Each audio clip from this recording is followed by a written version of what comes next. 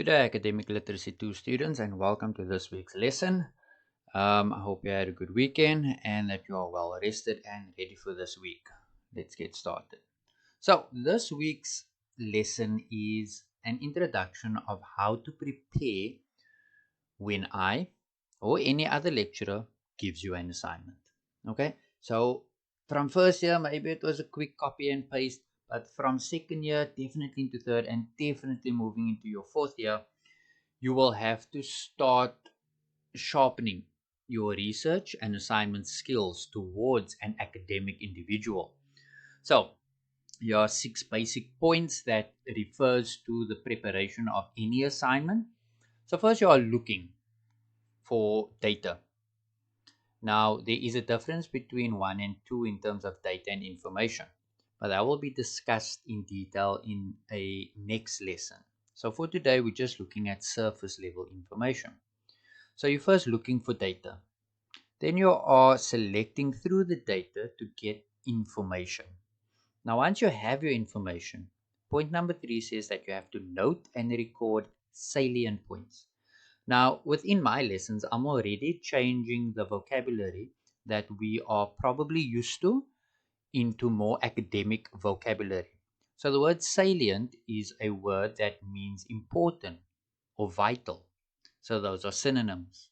So the word salient, some of you may have known it, some of you may have seen it now for the first time. But this is what academic literacy is about. Using new and academic level grammar, vocabulary, sentence structure. So we'll start simple with vocabulary. So you need to note and record salient points only from your information. Then number 4, once you've noted all your salient or important points, you need to actually understand it and then interpret that information, because it will mean something to you based on how you read it, how you engage with it, and how you interact with the information and the way you understand it. Once you understand and interpret the information, you need to organize it into a manner which makes sense. So that will all depend on what the assignment requirement is, right? So last lesson, we looked at a very brief introduction of the command, the topic, the focus, and then the question. So if you don't know what I'm talking about, that means you never watched last week's lesson, and please do yourself a favor and go and watch it. So you organize the information depending on the purpose that you need the information for. Because at the end of the day, you can have, okay, I'll use a simple example. You bake a cake. You can have all the recipes, all the proper recipes, ingredients. But if you put them in the wrong way, you're not going to get the end result of a beautiful cake. So there's a method and a flow of the organized manner in which you present information. Then once you are done, you have to then start linking this information. So it's pointless you just putting information down and you don't understand how the information links, or how one area of the information refers or links to another section where you can see a connection between the two. So for example, you found information regarding um, something in America, and now you found something in South Africa. But the two is important, but once you can link the two to say this is happening in America, but we can also see that this is happening in South Africa, so that could mean the following. So that means that you are engaging and linking the information of your assignment. And this all refers to Bloom's taxonomy.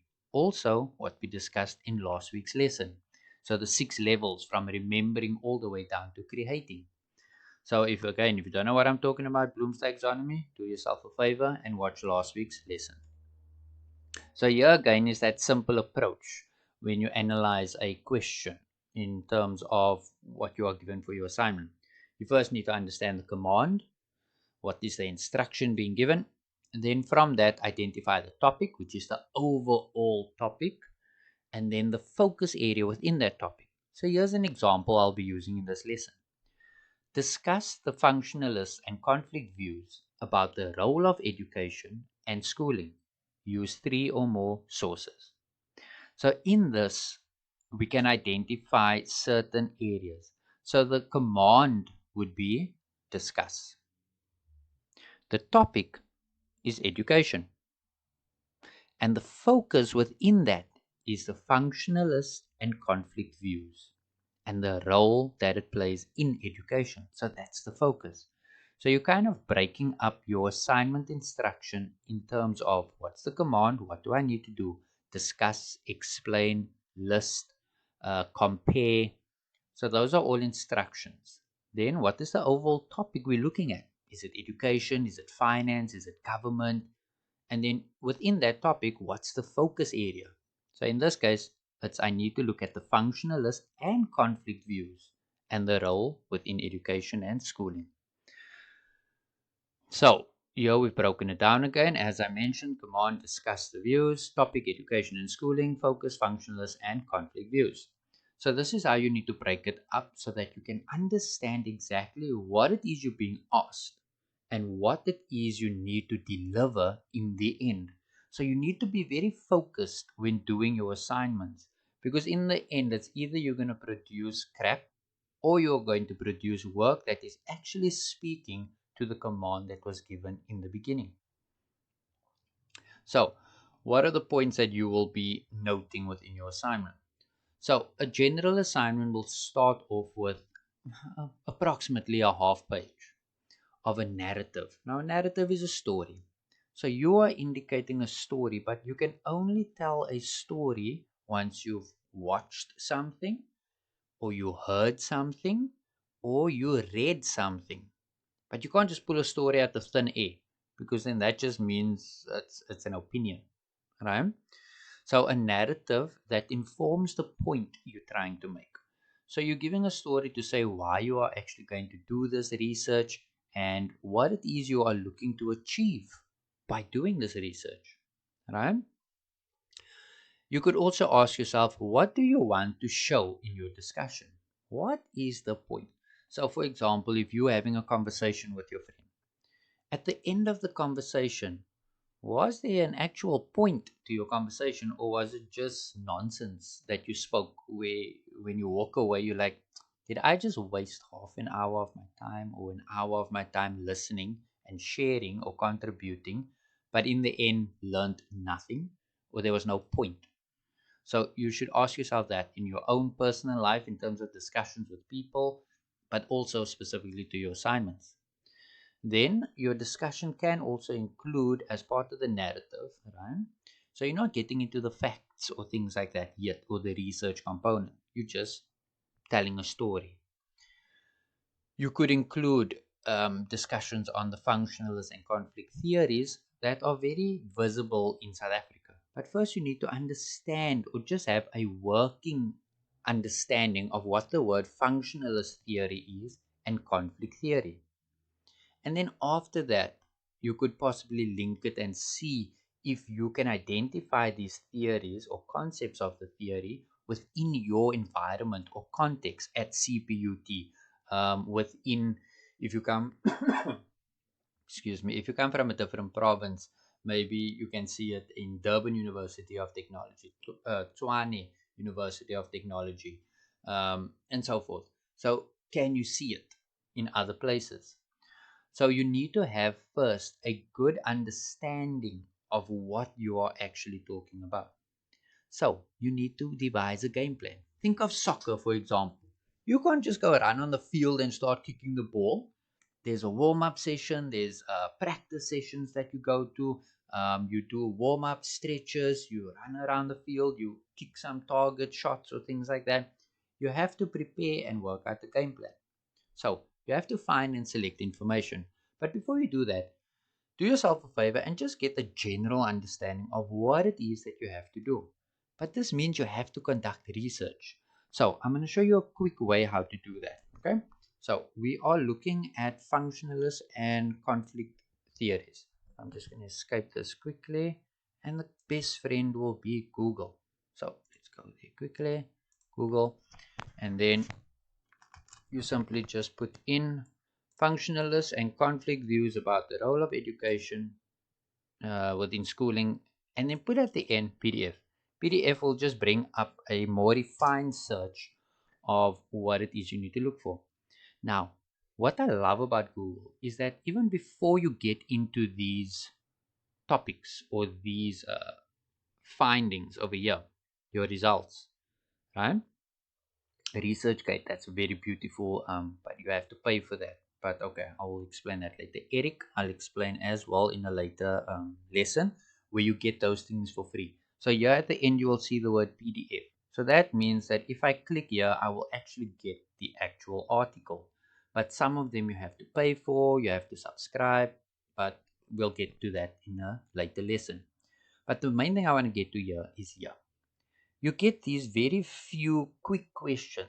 So if I want to quickly understand what is functionalist and conflict, here it says, what is functionalist and conflict perspectives of education? Drop down. Functionalists believe that education equips people to perform differently, functionally necessary roles in society.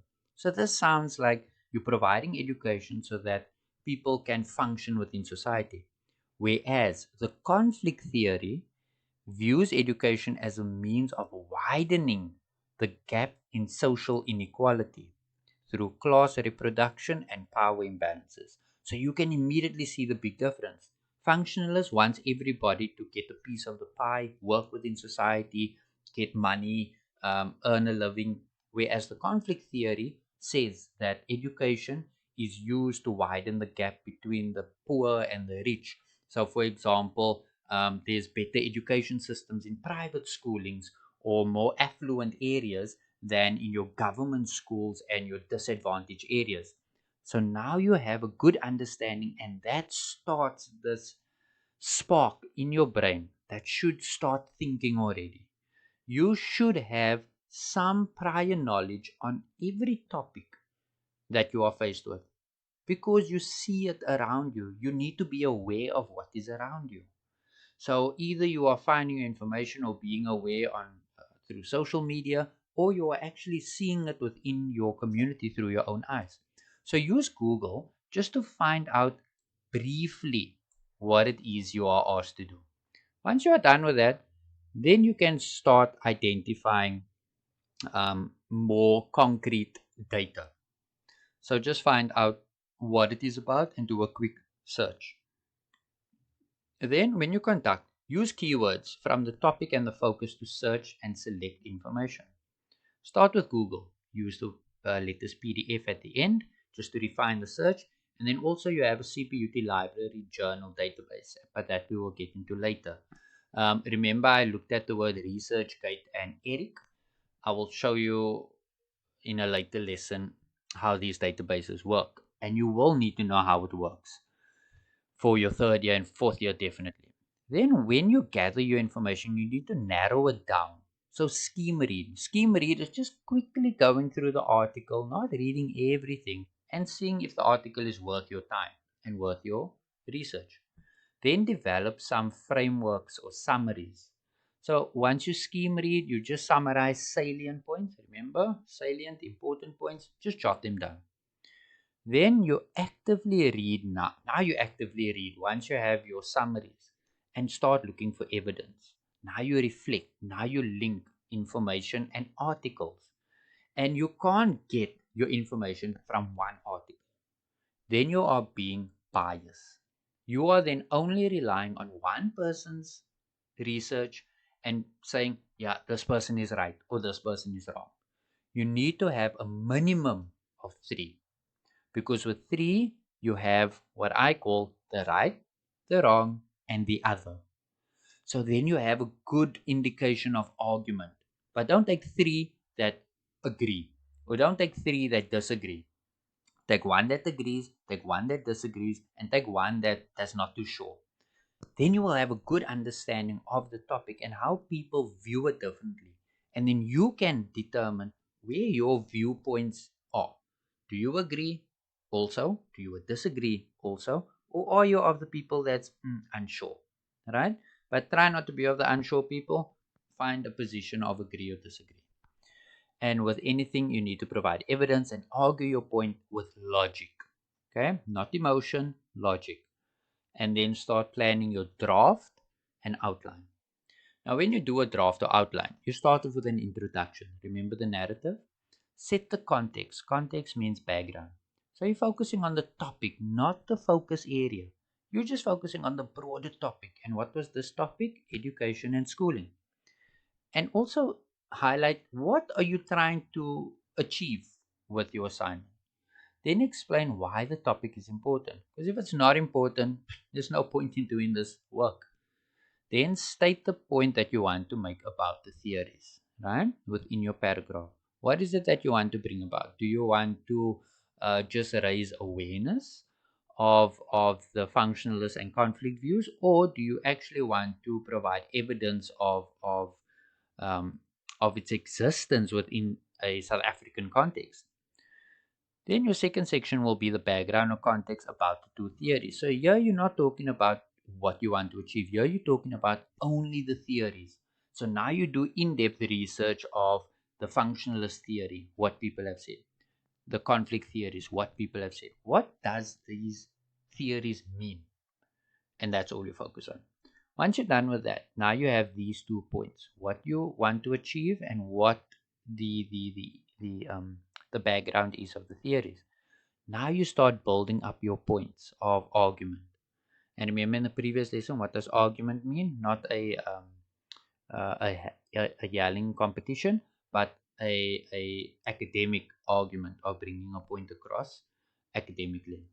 Then you develop your ideas and support the points that you want to highlight with evidence. Then your conclusion will be a summary or a re-emphasis of the main ideas, not a repetition of the body. And then restate the point that you made in your introduction that you have either achieved or not yet achieved. And in that way, you create a full circle from introduction to conclusion. And that's a draft outline. Then for draft one, all right, your first draft. Remember, you will not do it perfectly first time around. Right? You write your introduction, you add your background points, your salient points, add to the conversation, then talk about the functionalist and conflict theories. So you're just jotting down key points and then filling it up with information. So you're creating the structure first. Then, once your draft is done, please do proofreading. Check. Have you made a clear point? Is your communication clear? Have you used logic, academic vocabulary, grammar? Have you lost anything in translation by repeating something in a different way? Right? So, simple example: this apple is red. I bought an apple which is red. When I bought the apple, it was the color red. You're saying three sentences, but it's saying exactly the same thing, nothing different. That's a waste of sentences. So, summarize your point and say it and state it clearly and move on.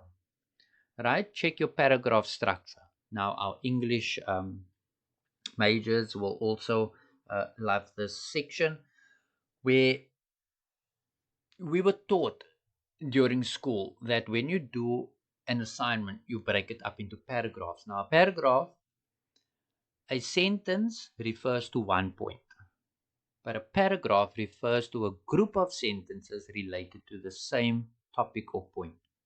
And when you are done with that point, you move to another point and you separate it through a paragraph. So you put a space in between. So that's paragraph structure, but we will look at that a bit later in another lesson. Then make sure that you organize your paper from a general perspective so that your narrative to a more specific um, researched point. And then make sure your conclusion re-emphasizes and restates the purpose that you indicated from the top. So check it all the time. Proofreading also includes spelling, grammar, language check. So read it out loud, check if you made any spelling mistakes. Remember, for example, where can I find a word? Yeah, this is wrong over here. The Z, that is American. British English, it is the S. But because you use Microsoft Word or Apple, it's American based English. So it will come up as wrong or it will automatically change it to the American spelling. So double check this. Another example is the word color. COLOR. That's American. Whereas British or English South African is COLOUR. So double check your spelling as well. Now, your strategies for review. Right? Refocus your sections. When you have it, refocus them. Right? So uh, trim them down. Check, have you used unnecessary sentences? Have you repeated any sentences? So here you're starting to shave it down and make it focused. Reorder them to check that the order makes sense and that the flow of information makes sense logically. Add or delete any information as you need to, and then also take a break in between. Because if you're going to do something constantly without taking a break, you might miss, the chances of missing errors are much higher. So take a break, walk away, come back, and then just repeat the process until you are happy that you can't do any more and that your assignment is perfect. Then for proofreading, run the spell check and grammar check on your computer, but naturally you should know how to spell as well, so do that yourself manually. Read the paper aloud, back to front, front to back. Speak to your tutors, your lecturers, or your peers, and then visit the writing center on campus when you're allowed to go on campus. And don't plagiarize. We use a software called Authenticate when you submit your assignments that will show us exactly if you have copied and pasted either from the internet or from one of your friends that were in second year, say 2 years ago or last year. If you took their assignment, we will pick it up. So don't try that. Okay? And don't plagiarize. And then finally, use your own ideas and thoughts, right? Use your lecture notes as well to guide you when doing something. Um, use your library facilities and then use appropriate internet searches. Don't use Wikipedia. The word wiki means open source or any contributor, which means that Wikipedia is constantly updated not only by experts but by anybody that wishes to add to that bit of information. So don't use Wikipedia. I've showed you now a quick, simple solution of how to do a Google search just to find out basic information. Okay, so that's the end of today's lesson. For the next lesson, I think we will meet on Zoom just to have a bit of actual interaction, and I will present the lesson via Zoom. The link for that lesson and the time will follow. Because I'm part time, I will not maybe be able to do the normal timetable time, but a bit later in the evening. So I'll try and work out an appropriate time, but inform you well in advance before next week. So for that lesson, we will look at the next PowerPoint presentation, which should take 20 to 25 minutes. We will look at house rules and outline what to expect. Then I will start explaining now what the differences are between a Google task and a build-up task. And you would have seen these words in your year plan. If you don't have your year plan, please get hold of it from your class reps. It was posted about 3 lessons back already. So we will go through that so that you get a good understanding, because now we are going to stop the talking and we're going to start the doing, where you are going to start doing assignments. Right? Then we will look at how to submit tasks and when to submit them. So we will revisit the year plan just to make sure we understand it. Then we will have a look at Blackboard and where the lessons are saved on Blackboard, where you can access that resources. Then hopefully we still have some time for any concerns to clarify, and then any general comments or thoughts from your side. So that's the agenda for next week.